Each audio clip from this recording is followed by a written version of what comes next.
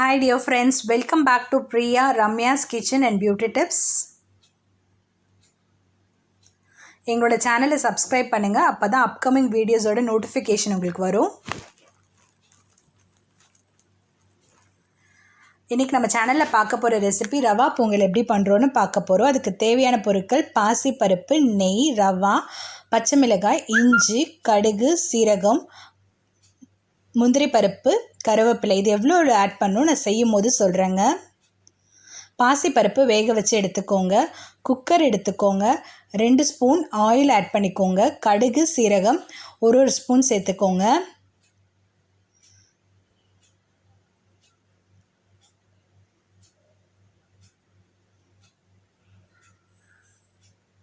நெய் 2 ஸ்பூன் சேர்த்துக்கோங்க.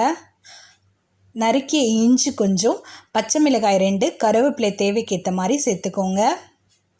பெருங்காயத்தூள் 1 ஸ்பூன் சேர்த்துக்கோங்க.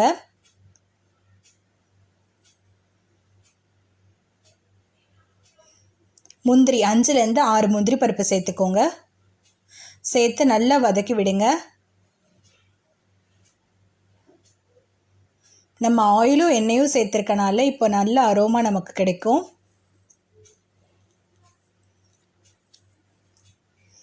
நல்லா வதங்கட்டுங்க. கடுகு சீரகம் நல்லா பொரியட்டுங்க. நல்லா பொரியட்டுங்க.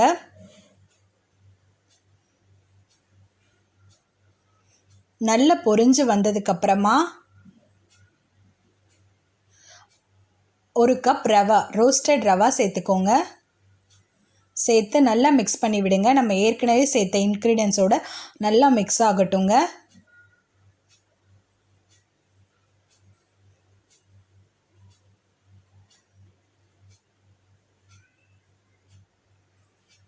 நல்லா மிக்ஸ் ஆனதுக்கப்புறமா நம்ம வேக வச்சு எடுத்து 1/2 கப் பாசி பருப்பை சேர்த்துக்கோங்க.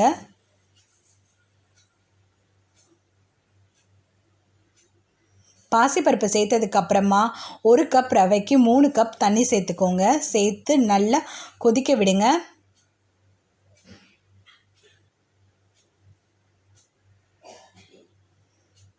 தேவைக்கேற்ற உப்பு ஆட் பண்ணிக்கோங்க. நல்லா கொதிக்கட்டுங்க.